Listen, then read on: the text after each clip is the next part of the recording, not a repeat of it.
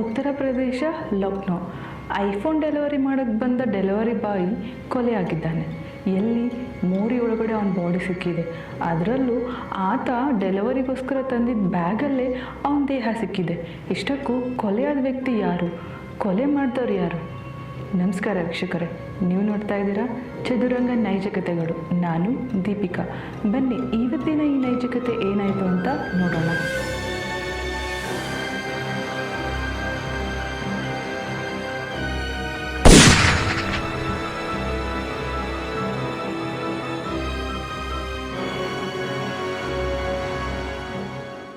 ಜಗತ್ತಿನಲ್ಲಿ ಐಫೋನ್ ಅಂದರೆ ಒಂದು ವ್ಯಾಮೋಹ, ಆಸೆ, ಅದೊಂದು ಕನಸು ಅಂತಲೇ ಹೇಳ್ತಾರೆ. ಐಫೋನ್ ಬಗ್ಗೆ ಗೊತ್ತಿಲ್ಲದೆ ಇರೋರು, ಎಜುಕೇಷನ್ ಇಲ್ಲದೆ ಇರೋರು ಐಫೋನ್ ತಗೋಬೇಕಂತ ಆಸೆ ಪಡ್ತಾರೆ. ಐಫೋನ್ ಬಗ್ಗೆ ಒಂದು ಸಣ್ಣ ಅರಿವು ಕೂಡ ಇರಲ್ಲ. ಅದರೊಳಗಡೆ ಯಾವ ಫೀಚರ್ಸ್ ಇರುತ್ತೆ, ಏನು ಮಾಡಿದ್ರೆ ಐಫೋನ್ನ ನಾವು ನೀಟಾಗಿ ಯೂಸ್ ಮಾಡಬೇಕು, ಇಂಥದ್ದೊಂದು ಸಣ್ಣ ಅನುಭವನೂ ಇಲ್ಲದೆ, ಸಣ್ಣ ಆಲೋಚನೆಗಳು ಇಲ್ಲದೆ ಐಫೋನ್ ತಗೋಬೇಕು. ಐಫೋನ್ ತೊಗೊಂಡ್ರೆ ನಾವು ಬ್ರ್ಯಾಂಡ್ ಆಗ್ತೀವಿ, ಐಫೋನ್ ತೊಗೊಂಡ್ರೆ ನಾವೊಬ್ಬ ದೊಡ್ಡ ವ್ಯಕ್ತಿ ಅಂತ ತಿಳ್ಕೊಂಡು ಐಫೋನ್ ಪರ್ಚೇಸ್ ಮಾಡೋರೆ ತುಂಬ ಜನ ಇದ್ದಾರೆ. ಈಗಿನ ಕಾಲದಲ್ಲಿ ಎಂಥ ದೊಡ್ಡ ಮನುಷ್ಯನ ಹತ್ರನೂ ಐಫೋನ್ ಇರುತ್ತೆ. ಬಿಸ್ನೆಸ್ ಮ್ಯಾಗ್ನೆಟ್, ಮೂವಿ ಆ್ಯಕ್ಟರ್ಸ್, ಈ ಥರ ಐಫೋನ್ ಹೊಂದಿರೋರೇ ಜಾಸ್ತಿ. ಈ ಕಡೆ ನೋಡೋದಾದರೆ ಮಿಡಲ್ ಕ್ಲಾಸ್ ಫ್ಯಾಮಿಲಿಯವ್ರು ಕೂಡ ಐಫೋನ್ ಯೂಸ್ ಮಾಡ್ತಿರ್ತಾರೆ. ತೀರಾ ಬಡವರು ಕೂಡ ಐಫೋನ್ ಯೂಸ್ ಮಾಡ್ತಿದ್ದಾರೆ. Only because iPhone is A brand ಅಷ್ಟೇ. ಬಟ್ ಐಫೋನಿಂದಲೇ ಒಬ್ಬ ವ್ಯಕ್ತಿ ಕೊಲೆಯಾಗಿದೆ ಅಂದರೆ ನಂಬಕ್ಕಾಗತ್ತಾ? ಇವತ್ತು ನಾನು ಹೇಳೋಕೆ ಹೋಗ್ತಿರೋ ಕಥೆನೇ ಈ ಐಫೋನ್ ಕೊಲೆ. ಈ ಥರ ಐಫೋನ್ನ ಫಾರಿನ್ ಕಂಟ್ರಿಯಲ್ಲಿ ಮುಗಿಬಿದ್ದು ತಗೋತಾರೆ. ಐಫೋನ್ 16 ಇತ್ತೀಚೆಗಷ್ಟೇ ರಿಲೀಸ್ ಆಯಿತು.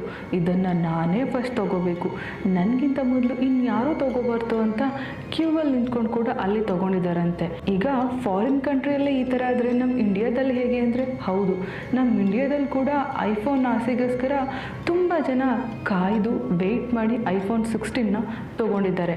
ಬಟ್ ಐಫೋನ್ 16ಕ್ಕೂ 15ಕ್ಕೂ ಏನೂ ವ್ಯತ್ಯಾಸ ಇಲ್ಲ. ಇದೆಲ್ಲ ಗೊತ್ತಿದ್ರೂ ಕೂಡ ಐಫೋನ್ಗೆ ಇಷ್ಟೊಂದು ಆದ್ಯತೆ ಯಾಕೆ? ಬಿಕಾಸ್ ನಾನು ಮೊದಲೇ ಹೇಳ್ದಂಗೆ ಇಟ್ ಈಸ್ ಎ ಬ್ರ್ಯಾಂಡ್. 2023ರಲ್ಲಿ ಆ್ಯಪಲ್ ಸ್ಟೋರ್ ಮುಂಬೈ ಮತ್ತು ಡೆಲ್ಲಿಯಲ್ಲಿ ಫಸ್ಟು ಓಪನ್ ಆಗುತ್ತೆ. ಅಲ್ಲಿ ಐಫೋನ್ 16 ಲಾಂಚ್ ಆಗುತ್ತೆ. ಇದಕ್ಕೋಸ್ಕರ ಜನ ಬೆಳಗ್ಗೆಯಿಂದ ಸಂಜೆವರೆಗೂ, ಸಂಜೆಯಿಂದ ಬೆಳಗ್ಗೆವರೆಗೂ ವೆಯ್ಟ್ ಮಾಡಿ, ಕ್ಯೂ ಗಟ್ಟಲೆ ನಿಂತ್ಕೊಂಡು ವೆಯ್ಟ್ ಮಾಡಿ ಐಫೋನನ್ನು ತೊಗೊಂಡಿದ್ದಾರೆ. ಇಷ್ಟಕ್ಕೂ ಈ ಐಫೋನ್ ಬಗ್ಗೆ ನಮಗೇನೆಲ್ಲ ಗೊತ್ತು?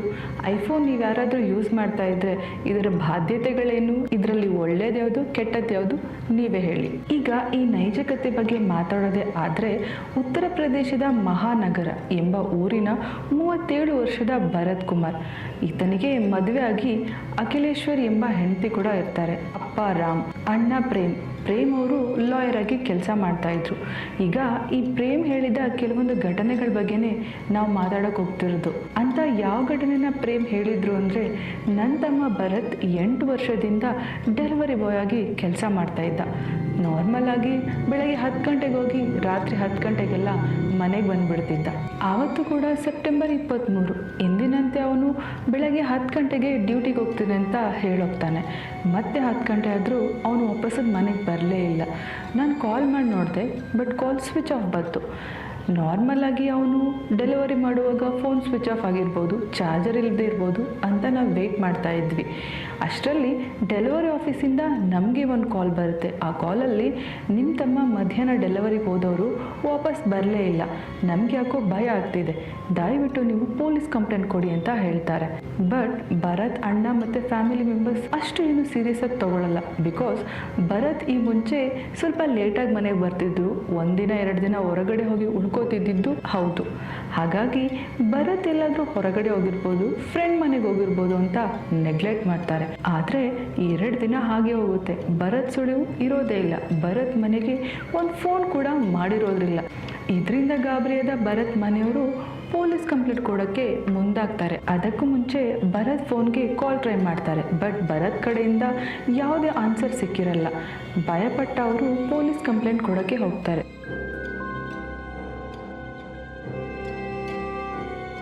ಪೊಲೀಸ್ ಪೊಲೀಸ್ ಸ್ಟೇಷನ್ಗೆ ಹೋದ ಅವರು ಮಿಸ್ಸಿಂಗ್ ಕಂಪ್ಲೇಂಟ್ನು ಕೂಡ ರೈಸ್ ಮಾಡ್ತಾರೆ. ಇನ್ವೆಸ್ಟಿಗೇಷನ್ ಶುರು ಮಾಡಿದ ಪೊಲೀಸರು ಭರತ್ ನಂಬರ್ಗೆ ಮತ್ತೆ ಕಾಲ್ ಮಾಡ್ತಾರೆ. But Bharath number switch off ಆಗಿರುತ್ತೆ. ಈಗ ಡೆಲಿವರಿ ಆಫೀಸ್ಗೆ ಹೋಗಿ ಇನ್ವೆಸ್ಟಿಗೇಷನ್ ಶುರು ಮಾಡಿದ ಪೊಲೀಸರು ಕಡೆದಾಗಿ ಭರತ್ ಯಾವ ಡೆಲಿವರಿ ತಗೊಂಡು ಹೋದ್ರು, ಅವ್ರು ಯಾಕೆ ವಾಪಸ್ ಬಂದಿಲ್ಲ, ನೀವು ಭರತ್ಗೆ ಕಾಲ್ ಮಾಡೋಕ್ಕೆ ಟ್ರೈ ಮಾಡಿಲ್ವಾ ಅಂತ ಕೇಳ್ತಾರೆ.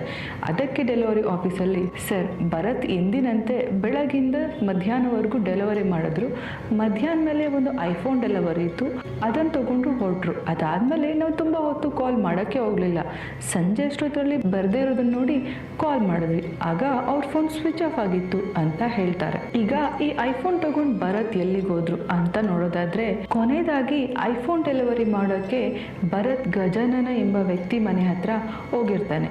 ಕೊನೆಯದಾಗಿ ಆ ವ್ಯಕ್ತಿ ಜೊತೆನೆ ಅವರು ಮಾತಾಡಿರ್ತಾರೆ. ಅಲ್ಲಿಂದನೇ ಭರತ್ ಫೋನ್ ಸ್ವಿಚ್ ಆಫ್ ಆಗಿರುತ್ತೆ. ಸೊ ಈಗ ಪೊಲೀಸರ ದೃಷ್ಟಿಯೆಲ್ಲ ಗಜಾನನ್ ಮೇಲೆ ಹೋಗುತ್ತೆ.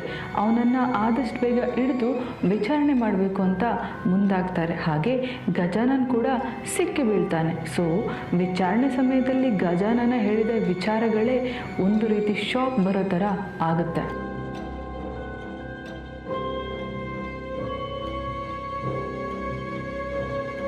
ಇಷ್ಟಕ್ಕೂ ಗಜಾನನ ವಿಚಾರಣೆ ವೇಳೆಯಲ್ಲಿ ಹೇಳಿದಂತಹ ಆ ವಿಚಾರಗಳಾದರೂ ಏನು, ಇದನ್ನು ಕೇಳಿದ ಭರತ್ ಫ್ಯಾಮಿಲಿಗೆ ಅಷ್ಟೊಂದು ನೋವು, ಶಾಕ್, ದುಃಖ ಯಾಕಾಯಿತು? ವಿಚಾರಣೆ ಶುರು ಮಾಡಿದ ಪೊಲೀಸರು ಮುಂದಿನ ಹಂತಕ್ಕೆ ಹೋಗುವಾಗ ಈ ಕೇಸಲ್ಲಿ ಗಜಾನನ್ ಮಾತ್ರ ಅಲ್ಲ, ಇನ್ನೂ ಇಬ್ಬರು ಆರೋಪಿಗಳಿದ್ದಾರೆ ಅಂತ ಗೊತ್ತಾಗುತ್ತೆ. ಆ ಆರೋಪಿಗಳೇ ಆಕಾಶ್ ಮತ್ತೆ ಹಿಮಾಸುನ್. ಇತ್ತೀಚೆಗೆ ಬಿಡುಗಡೆಯಾದಂತಹ ಐಫೋನ್ 16 1.5 ಲಕ್ಷ ನಿಮ್ಮೆಲ್ಲರಿಗೂ ಗೊತ್ತೇ ಇರುತ್ತಲ್ವಾ.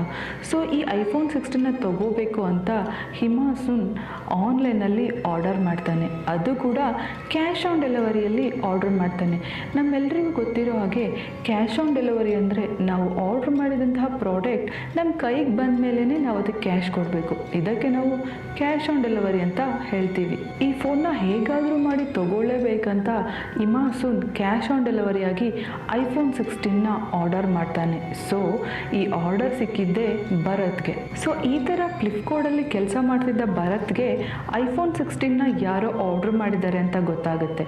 ಸೊ ಅಡ್ರೆಸ್ನ ಇಟ್ಕೊಂಡು ಡೆಲಿವರಿ ಮಾಡೋಕ್ಕಂತ ಅಡ್ರೆಸ್ ಕಡೆ ಮುಖ ಮಾಡ್ತಾನೆ. ಅಡ್ರೆಸ್ಸಲ್ಲಿ ಹೋಗಿದ್ದ ಅವನು ಯಾರು ಡೆಲಿವರಿ ಮಾಡಿದ್ರು ಅಂತ ಹೇಳಿ ಕಾಲ್ ಮಾಡ್ತಾನೆ. ಕಾಲ್ ರಿಸೀವ್ ಮಾಡಿದ್ದ ಹಿಮಾನ್, ಓಕೆ ಸರ್ 1 ನಿಮಿಷ ಇರಿ ಅಂತ ಹೇಳಿ ಭರತ್ಗೆ ಕಾನ್ಫರೆನ್ಸ್ ಕಾಲ್ ಹಾಕ್ತಾನೆ. ಸೊ ಕಾನ್ಫರೆನ್ಸ್ ಕಾಲಲ್ಲಿ ಭರತ್, ಹಿಮಾಸುನ್ ಮತ್ತು ಗಜಾನನ್ 3 ಜನ ಮಾತಾಡ್ತಾರೆ.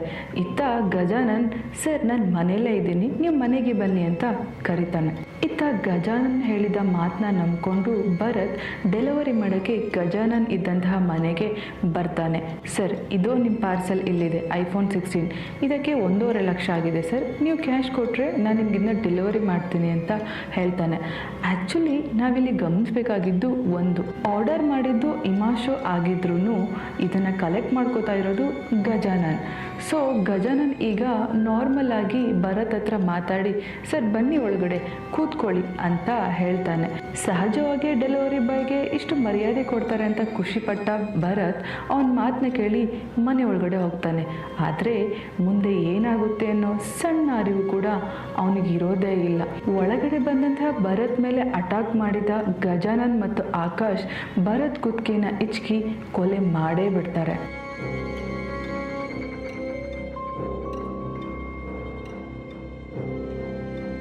ಕೊಲೆ ಮಾಡಿದ ತಕ್ಷಣ ಐಫೋನ್ ಅಲ್ಲದೆ ಭರತ್ ಹತ್ರ ಏನೆಲ್ಲ ಇತ್ತು ಎಲ್ಲವನ್ನ ದರೋಡೆ ಮಾಡ್ತಾರೆ. ಅಂದರೆ ಭರತ್ ಹತ್ರ ಇದ್ದಂತಹ ವಾಚ್, ಅಮೌಂಟ್, ಬ್ಯಾಗ್ ಇವೆಲ್ಲವನ್ನು ಕೂಡ ದರೋಡೆ ಮಾಡ್ಕೋತಾರೆ. ಈಗ ಈ ಬಾಡಿನ ಹೇಗಾದರೂ ಮಾಡಿ ಹೊರಗಡೆ ಸಾಗಿಸ್ಲೇಬೇಕಲ್ಲ, ಇದಕ್ಕೆ ಪ್ಲ್ಯಾನ್ ಮಾಡಿದ ಆಕಾಶ್ ಮತ್ತು ಗಜಾನನ್ ಡೆಲಿವರಿ ಟೈಮಲ್ಲಿ ಭರತ್ ತಗೊಂಡು ಬರ್ತಂತಹ ಬ್ಯಾಗ್ ಒಳಗಡೆನೆ ಆತನ ದೇಹವನ್ನು ತುಂಬಿ ಹೊರಗಡೆ ಬಂದು ಅಲ್ಲೇ ಪಕ್ಕದಲ್ಲಿದ್ದ ಕಾರ್ಗೆ ಹಾಕೊಂಡು ಹೋಗೋಕ್ಕೆ ಶುರು ಮಾಡ್ತಾರೆ. ಕಾರ್ಗೆ ಹಾಕೊಂಡು ಹೊರಡೋಕೆ ಶುರು ಮಾಡಿದ ಅವರು ಪಕ್ಕದಲ್ಲೇ ಇದ್ದಂತಹ ದೊಡ್ಡ ಮೋರಿ ಹತ್ರ ಹೋಗ್ತಾರೆ.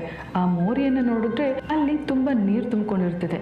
ಒಂದು ಕ್ಷಣ ಹಿಂದೆ ಮುಂದೆ ಯೋಚನೆ ಮಾಡದೆ ಗಜಾನನ್ ಮತ್ತು ಆಕಾಶ್ ಭರತ್ ದೇಹವನ್ನು ಆ ಮೋರಿಯಲ್ಲಿ ಬಿಸಾಕೇ ಬಿಡ್ತಾರೆ.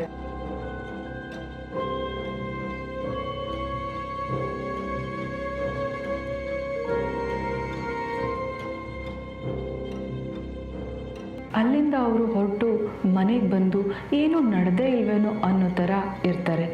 ಇದು ಕೇಸ್ನ ವಿಚಾರಣೆ ಟೈಮಲ್ಲಿ ಗಜಾನನ್ ಮತ್ತು ಆಕಾಶ್ ಹೇಳಿದ ವಿಚಾರಗಳು. ಅಲ್ಲದೆ ಈ ಕೇಸ್ಗೆ ಸಾಕ್ಷಿಯಾಗುವಂತೆ ಗಜಾನನ್ ಮತ್ತು ಆಕಾಶ್ ಅವತ್ತು ಆ ಮೋರಿಯಲ್ಲೇ ಇದ್ರು ಅನ್ನೋಕೆ ಅವ್ರ ಕಾಲ್ ಟ್ರೇಸೋರ್ ಆಗಿದ್ದ ಲೊಕೇಶನ್ ಕೂಡ ಕರೆಕ್ಟಾಗಿ ಮ್ಯಾಚ್ ಆಗುತ್ತೆ. ಈ ಕಡೆ ಭರತ್ ಡೆಲಿವರಿಗೆ ಬಂದ ಸಂದರ್ಭದಲ್ಲಿ ಗಜಾನನ್ ಮನೆ ಪಕ್ಕದಲ್ಲಿದ್ದಂತಹ CCTV ಕ್ಯಾಮ್ರಾವನ್ನು ಚೆಕ್ ಮಾಡಿದ ಪೊಲೀಸರಿಗೆ ಭರತ್ ಬರುವಾಗ ಬ್ಯಾಗ್ ಹಾಕೊಂಡು ಡೆಲಿವರಿ ಬಾಯ್ ಥರ ಮನೆಗೆ ಬರ್ತಾನೆ. ಆದರೆ ಹೊರಗಡೆ ಎಷ್ಟೊತ್ತಾದರೂ ಅವನು ಹೋಗಿರೋದಿಲ್ಲ. ಬದಲಾಗಿ ಆ ಡೆಲಿವರಿ ಬ್ಯಾಗ್ ಹಿಡ್ಕೊಂಡು ಗಜಾನನ್ ಮತ್ತು ಆಕಾಶ್ ಕಾರ್ನಲ್ಲಿ ಹತ್ಕೊಂಡು ಹೋಗೋದು ಕಂಡು ಬರುತ್ತೆ. ಅಲ್ಲಿಗೆ ಕಲ್ಪಿಸ್ಟ್ ಗಜಾನನ್ ಮತ್ತು ಆಕಾಶ್ ಅಂತ ಗೊತ್ತಾಗುತ್ತೆ. ಈ ಕಡೆ ಭರತ್ ದೇಹಕ್ಕಾಗಿ ಹುಡುಕಾಟ ಮಾಡಿದ ಪೊಲೀಸರಿಗೆ ಅಲ್ಲಿ ಯಾವ ದೇಹ ಕೂಡ ಸಿಗೋದಿಲ್ಲ. ಬಿಕಾಸ್ ಆ ಮೋರಿಯಲ್ಲಿ ನೀರು ಜಾಸ್ತಿ ಆಗಿರೋದ್ರಿಂದ ಮೇ ಬಿ ದೇಹ ಅಲ್ಲಿಂದ ಕೊಚ್ಕೊಂಡು ಹೋಗಿರ್ಬೋದು. ಇಲ್ಲ ಅಂದರೆ ಆಕಾಶ್ ಮತ್ತು ಗಜಾನನ್ ಇಬ್ಬರು ಸೇರಿಕೊಂಡು ಭರತ್ ದೇಹವನ್ನು ತುಂಡು ತುಂಡಾಗಿ ಕತ್ತರಿಸಿ ಇಲ್ಲಿ ಬಿಸಾಕಿರ್ಬೇಕು ಎಂಬ ಅನುಮಾನ ಕೂಡ ಅವ್ರಿಗೆ ಬರುತ್ತೆ. ವಿಚಾರಣೆ ಮಾಡ್ತಾ ಮಾಡ್ತಾ ಪೊಲೀಸರಿಗೆ ಇನ್ನೊಂದು ಸಾಕ್ಷಿ ಕೂಡ ಸಿಗುತ್ತೆ. ಈಗ ನಾರ್ಮಲ್ ಆಗಿ ಯಾರಾದರೂ ಒಬ್ರು ಐಫೋನ್ ಡೆಲಿವರಿ ಮಾಡಿದ್ರೆ ಗುರ್ತು ಪರಿಚಯ ಇಲ್ಲದವ್ರನ್ನ ಅಷ್ಟು ಬೇಗ ಕೊಲೆ ಮಾಡೋಕ್ಕಾಗುತ್ತಾ? ಕೊಲೆ ಮಾಡೋಕ್ಕೆ ಐಫೋನ್ ಒಂದೇ ಮೋಟಿವಾ? ಇದನ್ನೆಲ್ಲ ತಿಳ್ಕೊಂಡಂತಹ ಪೊಲೀಸರು ಕಂಡಿಡ್ದಿದ್ದೆ ಆ ಒಂದು ದೊಡ್ಡ ಸಾಕ್ಷಿ. ಆ ಸಾಕ್ಷಿಯಿಂದನೇ ಈ ಕೇಸ್ ಯೂಟನ್ನೇ ತಗೊಳುತ್ತೆ. ಇಷ್ಟಕ್ಕೂ ಆ ಸಾಕ್ಷಿ ಆದರೂ ಏನು ಅಂದರೆ, ಇಲ್ಲಿ ಕ್ಯಾಶ್ ಆನ್ ಡೆಲಿವರಿಗೆ ಐಫೋನ್ 16 ಬುಕ್ ಮಾಡಿದ ಇಮಾಶುನ್ ಮತ್ತು ಗಜಾನನ್ ಹಾಗೂ ಆಕಾಶ್ ಅಲ್ಲದೆ ಭರತ್ 4 ಜನನು ಕ್ಲೋಸ್ ಫ್ರೆಂಡ್ಸ್ ಆಗಿರ್ತಾರೆ. ಅಲ್ಲದೆ ಗಜಾನನ್ ಭರತ್ ಜೊತೆ ಫ್ಲಿಪ್ಕಾರ್ಟ್ ಡೆಲಿವರಿ ಆಫೀಸಲ್ಲಿ ಕೆಲಸ ಮಾಡ್ತಾ ಇರ್ತಾನೆ. 1 ವರ್ಷದ ಹಿಂದೆ ಅಷ್ಟೇ ಗಜಾನನ್ ಕೆಲಸನ ಬಿಟ್ಟಿರ್ತಾನೆ. ಇಷ್ಟಕ್ಕೂ ಕೊಲೆ ಮಾಡೋಕ್ಕೆ ಐಫೋನ್ ಒಂದೇ ಮೋಟಿವಾ? ಇಲ್ಲ, ಗಜಾನನ್ ಮತ್ತು ಆಕಾಶ್ ಹಾಗೂ ಭರತ್ ನಡುವೆ ಬೇರೇನಾದರೂ ವೈಯಕ್ತಿಕ ದ್ವೇಷ ಇದೆಯಾ? ಈ ಥರ ಅನುಮಾನ ಪೊಲೀಸ್ ತಲೆಯಲ್ಲಿ ಓಡ್ತಾ ಇರುತ್ತೆ. ವಿಚಾರಣೆ ಮುಗಿಸಿದಂತಹ ಪೊಲೀಸರು ಕೋರ್ಟಿಗೆ ರಿಪೋರ್ಟನ್ನು ಸಬ್ಮಿಟ್ ಮಾಡ್ತಾರೆ. ಕೊಲೆಗಾರರಿಗೆ ಶಿಕ್ಷೆ ಏನೋ ಆಗುತ್ತೆ. ಬಟ್ ಇಲ್ಲಿಂದ ವಿಚಾರ ಮಾಡಬೇಕಾಗಿರೋ ವಿಷಯಗಳು ತುಂಬಾ ಇದೆ. ಐಫೋನ್ ವ್ಯಾಮೋಹಕ್ಕೆ ಬಿದ್ದು ಒಬ್ಬ ವ್ಯಕ್ತಿನ ಕೊಲೆ ಮಾಡೋದೇ ಆದರೆ ಈ ಪ್ರಪಂಚದಲ್ಲಿ ಐಫೋನ್ ಇರೋರು ಯಾರೂ ಬದುಕಿರೋಕ್ಕೆ ಸಾಧ್ಯ ಇಲ್ಲ. ಐಫೋನ್ ಸ್ಟೋರ್ ಇಟ್ಕೊಂಡಿರೋರು ಕೂಡ ಬದುಕಿರೋಕ್ಕಾಗಲ್ಲ. ಅಲ್ಲದೆ ಫ್ಲಿಪ್ಕಾರ್ಟಲ್ಲಿ ಸಾಕಷ್ಟು ಸಾರಿ ಇಂಥ ದುಬಾರಿ ವಸ್ತುಗಳು ಕ್ಯಾಶ್ ಆನ್ ಡೆಲಿವರಿ ಆಗಿರೋದ್ರಿಂದ ಈ ಥರ ಪ್ರಾಬ್ಲಮ್ಗಳು ಜಾಸ್ತಿ ಆಗುತ್ತಾ? ಇಲ್ಲ, ವೈಯಕ್ತಿಕ ವಿಚಾರಗಳಿಗೆ ಟಾರ್ಗೆಟ್ ಮಾಡಿ ಈ ಥರ ಏನಾದರೂ ಮಾಡ್ತಿದ್ದಾರಾ? ಇದೆಲ್ಲದಕ್ಕೂ ಉತ್ತರ ನಮ್ಮ ಸೊಸೈಟಿನೇ ಕೊಡಬೇಕು ಅಲ್ವಾ? ಇದು ಇವತ್ತಿನ ನೈಜಕತೆ. ಮತ್ತೆ ಇನ್ನೊಂದು ನೈಜಕತೆ ಜೊತೆ ನಾನು ನಿಮ್ಮ ಜೊತೆ ಇರ್ತೀನಿ. ಅಲ್ಲಿ ತನಕ ಸೇಫ್ ಆಗಿರಿ. ಶತ್ರುಗಳು, ಹಿತ ಶತ್ರುಗಳು ನಮ್ಮ ಜೊತೆನೇ ಇರ್ತಾರೆ.